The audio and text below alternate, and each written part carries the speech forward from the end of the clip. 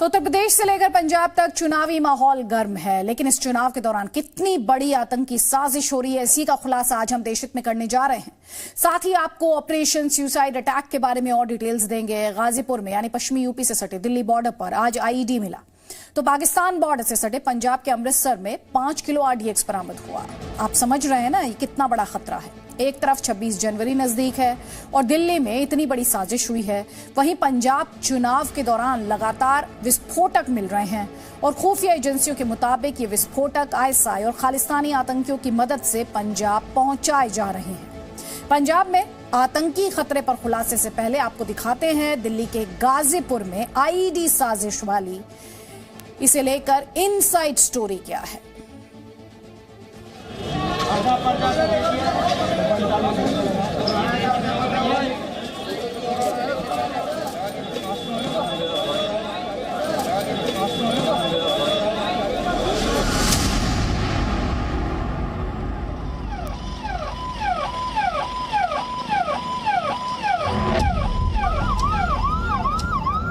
गाजीपुर फूल मंडी में जो लवारिस बैग मिला था उसमें विस्फोटक पाया गया।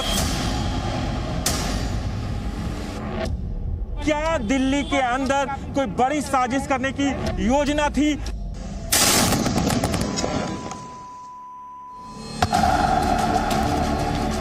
क्या देश की राजधानी में आतंकी हमले की साजिश थी?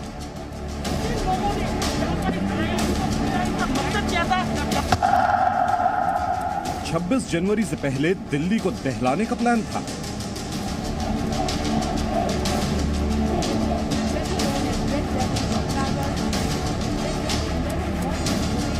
गाजीपुर फूल मंडी में जो लवारिस बैग मिला था उसमें विस्फोटक पाया गया। सूत्रों के मुताबिक उसमें आईईडी था और अभी यहां पर जो स्पेशल सेल की टीम थी, एनएसजी की टीम थी, उस बॉम्ब को डिफ्यूज किया है। बताया जा रहा है कि उसमें आईईडी था। यह 8 फीट का गड्ढा है और इस गड्ढे के आसपास एनएसजी और दिल्ली पुलिस की स्पेशल सेल के जवान खड़े हैं। इसी गड्ढे में लावारिस बैग में मिले आईईडी को डिफ्यूज किया गया और उसके बाद आसमान में धुएं का गुब्बार उठा।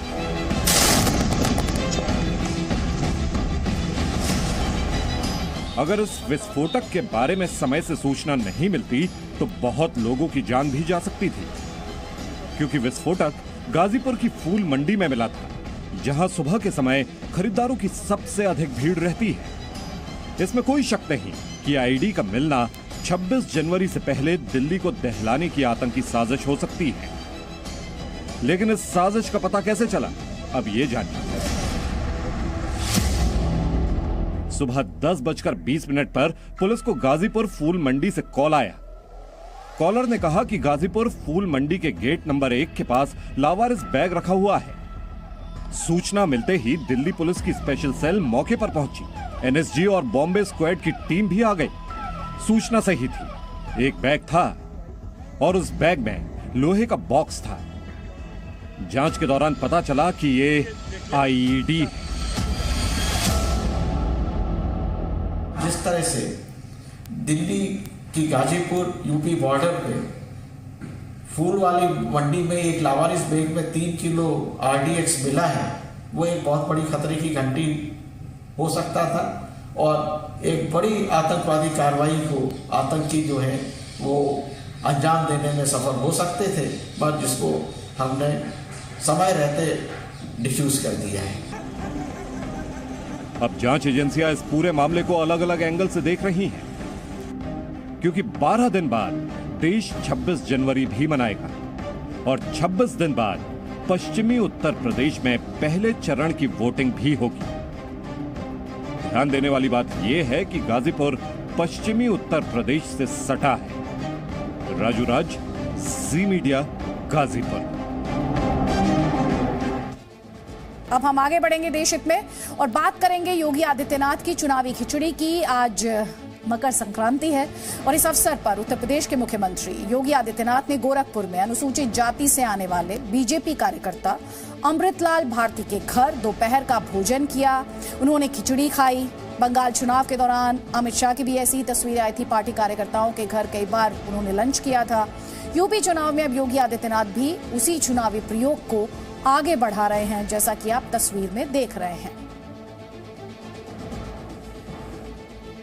और देश हित में अब वो खबर जो सीधे आपसे जुड़ी है। दरअसल कोरोना के इलाज में रामबाण मानी जा रही एक दवा के खिलाफ आईसीएमआर ने एडवाइजरी जारी की है। आईसीएमआर ने के साथ एक्सपर्ट्स ने भी इस दवा को युवाओं और महिलाओं को ना देने की सलाह दी है। अब ये दवा कौन सी है और इसके साइड इफेक्ट्स क्या हैं, इन सवालों के जवाब इस रिपोर्ट में।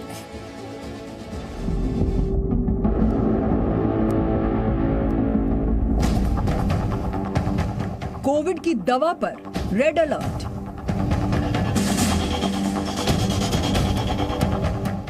कोरोना के इलाज में रामबाण मानी जा रही एंटीवायरल दवा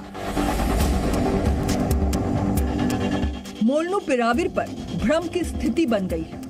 कोरोना मरीजों के इलाज में असरदार मानी जा रही इस दवा के सभी पर इस्तेमाल को आईसीएमआर ने रेड सिग्नल दिखा दिया है। आईसीएमआर ने साफ किया है कि ये दवा फिलहाल कोरोना के इलाज के लिए बने क्लिनिकल प्रोटोकॉल में शामिल नहीं की जाएगी। दरअसल मोलनुपिराविर युवाओं, अविवाहित और गर्भवती महिलाओं के लिए नुकसानदेह है और बच्चे पैदा करने की क्षमता पर बुरा असर डाल सकती है। वैक्सीन पर बने स्वास्थ्य मंत्रालय के टेक्निकल एडवाइजरी ग्रुप के चीफ डॉक्टर NK अरोड़ा ने भी इस दवा का इस्तेमाल सब पर न करने की सलाह दी है। इसका जो है एक इरेशनल यूज जो है वो खतरनाक है। जो युवा लोग हैं, खास तौर पे जो रिप्रोडक्टिव ग्रुप के लोग हैं, उस एज ग्रुप में इसको नहीं इस्तेमाल करना। एक्सपर्ट्स के मुताबिक मोलनुपिराविर को केवल 60 साल से ज्यादा उम्र के बीमार मरीजों को ही दिया जाना चाहिए। जानकार डिटेल स्टडी सामने आने तक हल्के लक्षणों और होम आइसोलेशन वाले मरीजों को इस दवा का इस्तेमाल ना करने की सलाह दे रहे हैं। ये जो नई एंटीवायरल मोलनुपिराविर हम बात कर रहे हैं, इसके साइड इफेक्ट प्रोफाइल भी बहुत ज़्यादा स्टडीड नहीं है। इनफैक्ट ये टेराटोजेनिक भी है, कुछ यंग फीमेल्स में और प्रेग्नेंट फीमेल्स में तो हम बिल्कुल दे भी नहीं सकते हैं इसे। तो इसका उपयोग सिर्फ तब करना है जब डॉक्टर आपको एडवाइस करे। माइल्ड सिम्टम्स के लिए होम आइसोलेशन वाले केसेस में इस मेडिसिन को यूज करने की जरूरत नहीं है। दरअसल इस दवा को भारत के ड्रग कंट्रोलर ने 28 दिसंबर को कोरोना के गंभीर मामलों में इलाज के लिए मंजूरी दी थी। दवा का फायदा 60 साल से ज्यादा उम्र के लोगों या दूसरी गंभीर बीमारियों से पीड़ित मरीजों में देखा गया है। हालांकि कई डॉक्टर्स इसे युवाओं को भी दे रहे हैं। एक्सपर्ट्स ऐसे मामलों से बचने की सलाह दे रहे हैं। दवा बनाने वाली कंपनी का दावा है कि ये कोरोना वायरस संक्रमण के 5 दिनों में दी जाए तो अस्पताल में भर्ती होने और मौत के खतरे दोनों से बचा जा सकता है। फिलहाल ये दवा डॉक्टर्स के प्रिस्क्रिप्शन पर ही मिल रही है। दवा की बढ़ती मांग के बीच फिलहाल देश की 13 कंपनियों ने इसे बनाने की तैयारी कर ली है। हालांकि सारी तैयारियों के बीच युवाओं और महिलाओं पर इस दवा का बुरा असर भी देखा जा रहा है। इसीलिए एक्सपर्ट्स युवाओं और महिलाओं को इस दवा से बचने की सलाह दे रहे हैं। पूजा मक्कड़, जी मीडिया, दिल्ली। लेकिन जी न्यूज़ पर हम आपसे बार बार कहते हैं, यही अपील करते हैं कि डॉक्टरों की सलाह के बिना आप किसी भी दवा का सेवन ना करें। मास्क लगाइए, हैंड्स को वॉश कीजिए, सैनिटाइज कीजिए और खुद का भी बचाव कीजिए और अपने परिवार का भी। पश्चिम बंगाल के जलपाईगुड़ी में हुए हादसे की जांच का काम तेज कर दिया गया है। आज रेल मंत्री अश्विनी वैष्णव भी घटनास्थल पर पहुंचे, हादसे के कारणों को परखा और उन्होंने ओवर स्पीडिंग कोच में गड़बड़ी और रेल ट्रैक में किसी तरह की गड़बड़ी की आशंका को खारिज किया, लेकिन यह भी माना कि रेल के पुराने डिब्बों में कुछ खामियां हैं और उन्हें धीरे धीरे ऑपरेशन से हटाया जा रहा है। अब सवाल यह है कि हादसा कैसे हुआ और क्या इसे टाला जा सकता था।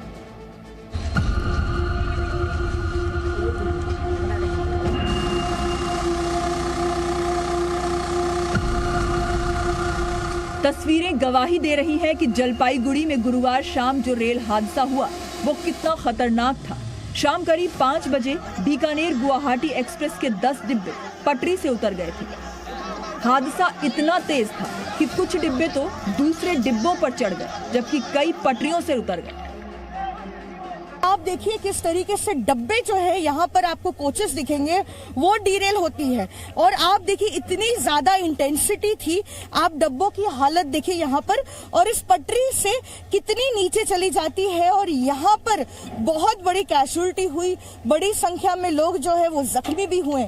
लेकिन अभी भी तलाश जारी है, क्योंकि कुछ ऐसे यात्री हैं जो अभी भी मिसिंग है। तो यहाँ पर जितनी भी एजेंसी काम कर रही थी उनकी तलाश में लगी हुई है। रेल मंत्री अश्विनी वैष्णव ने आज दुर्घटना स्थल का दौरा किया। उन्होंने जानकारी दी कि हादसे की जांच के लिए एक उच्च स्तरीय समिति बनाई गई है और कमिश्नर रेलवे सेफ्टी जांच करेंगे। प्रिलिमिनरी किस तरह से क्या कारण हो सकता है कुछ अंदाजा लगा है। अभी मेरे लिए कुछ भी कहना अति कठिन है, लेकिन चीजें जिस डायरेक्शन में जिस कारण से एक्सीडेंट हुआ है वो बहुत जल्दी उसका कारण पता चल जाएगा। रेल मंत्री ने ओवर स्पीडिंग, कोच में गड़बड़ी और रेल ट्रैक में किसी तरह की गड़बड़ी की आशंका को खारिज किया। हालांकि उन्होंने माना कि पुराने डिब्बों में कुछ दिक्कतें हैं और जांच के बाद ही हादसे के सही कारण सामने आ पाएंगे। कि यहाँ पर रेलवे ट्रैक रिलेटेड कोई इशू नहीं था, ना ही कोचेस को रिलेटेड कोई इशू था, स्पीड भी उसकी मॉडरेट थी। लेकिन अगर कोई इशू था तो वहाँ लोकोमोटिव के में एक ग्लिच था। अगर सरल भाषा में बताएं तो इंजन में कोई त्रुटि की वजह से ही ये पूरा हादसा हुआ है। हालांकि उन्होंने कहा है इसका पूरा जो रूट ऑफ द रीजन है या फिर किस जो एक्सीडेंट इस तरीके से पटरी से उतरी ये ट्रेन, हाई लेवल इंक्वायरी को ऑर्डर किया गया है। डीजी संजय चंदर भी दुर्घटना स्थल पर पहुंचे। ऑपरेशन पूरा कर लिया गया है और कुछ ही समय में रेल ट्रैक खोल दिया जाएगा।